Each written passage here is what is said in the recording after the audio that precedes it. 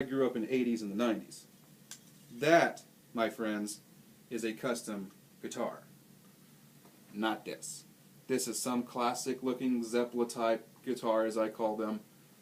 And that's just because I grew up in the 90s shredding rock. Incidentally, this is my Jackson fake Roswell Rhodes, meaning I bought this body off eBay for $160. I believe it's a poplar body. That's a dragonfire pickup right there. YJM speed pot, right? 500K speed pot, so it's a passive dragonfire phat screamer. I had the body painted by my friend, he owns a body shop, so he painted the body for me. Bought the neck also from Dragonfire Jackson neck. You know, it had some problems. It's not perfect. Still working with the action on it, right? But as for a $300 Roswell Rhodes, yeah, buddy. And I bought that logo, the Jackson logo, off somewhere else on eBay. You know, it took me about a week to construct it. I still have the cavity open because I'm still working on the electronics. There's still things I need to solve in there. Phat screamers, right? That is a custom guitar. And in my opinion, growing up from the 80s and the 90s, listening to heavy metal, speed metal, this, that, and the other, a guitar like that is worth $3,000. In fact, the Jackson Roswell Rhodes is like a $2,500 guitar. Guitar like this, I mean, it's an LP. I mean, I get that people really love the tradition and the heritage, whatever, you know, that's cool and all. But I'm not going to spend $1,500, $1,800 for a guitar like this. I mean, I built my own Roswell Rhodes. I'm not even going to spend $2,500 for a Jackson Roswell Rhodes. In fact, the only guitar company out there I would spend $1,000 for wouldn't be an Ibanez. In my opinion, Ibanez guitars are superior to everyone else. No one can touch Ibanez guitars. Their necks, the way it's seated into the body, the contour, they're the best. Okay, I'll spend $1,000 on that, but not on this. But you know what? Had I not told you that this is a Chinese, you probably wouldn't have known. Because it's a really great copy. Look at that. Look at that. I'm trying to get the light right for you can see. Look at that. Beautiful. 50 style headstock, you know, binding on the neck, on the body. The binding's a little cheesy. The pickup rings are kind of big and goofy.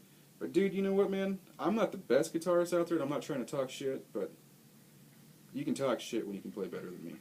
And I'm not even that good.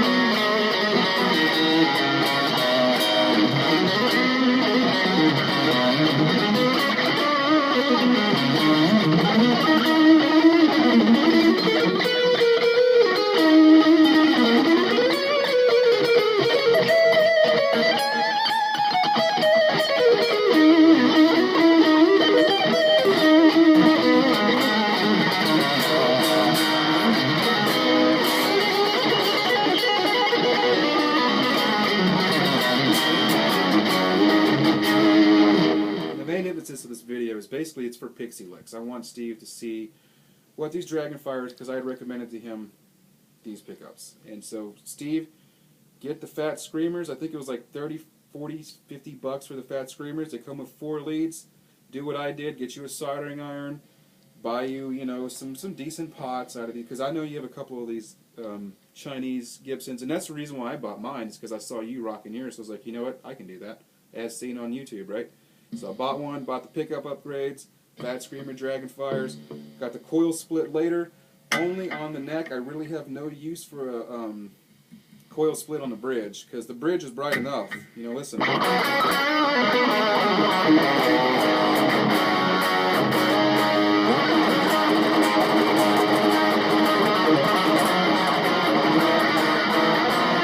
sucked, huh?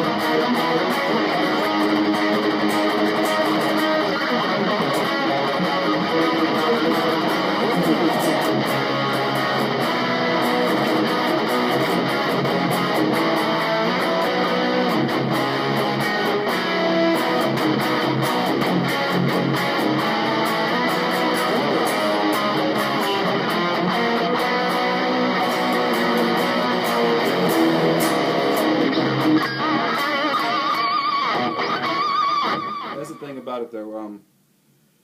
That was the bridge, but on the neck split, it's kind of hard sometimes to hit harmonics.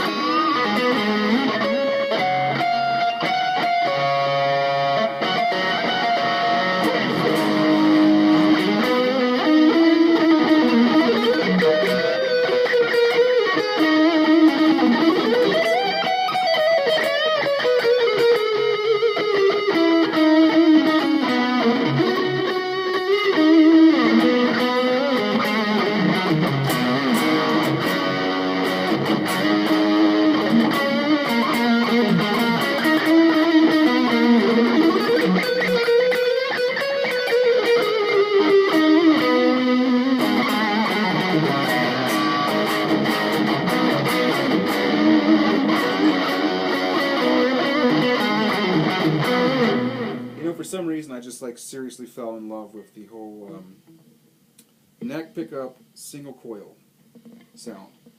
And so for me, using humbucker guitars, I have to have a split. You know, I have to have a single coil neck. That's just a tone that for me, living in Texas, I guess, you know, having grown up listening to a little bit of Stevie Ray Vaughan here and there.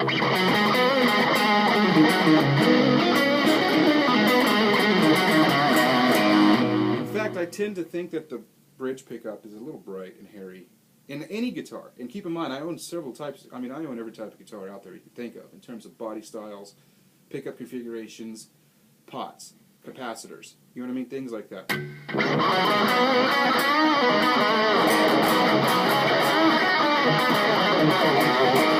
Especially like a Strat style single humbucker. That's why I didn't, or single coil. That's why I didn't split this, because I don't need that. I rarely even use. I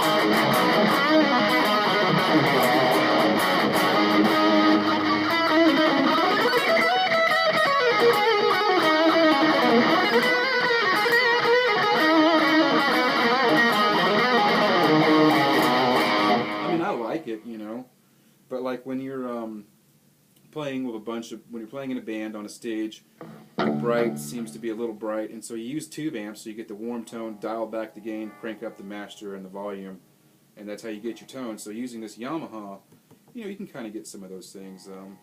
Let's show you some clean sounds. So this is the bridge, Phat Screamers.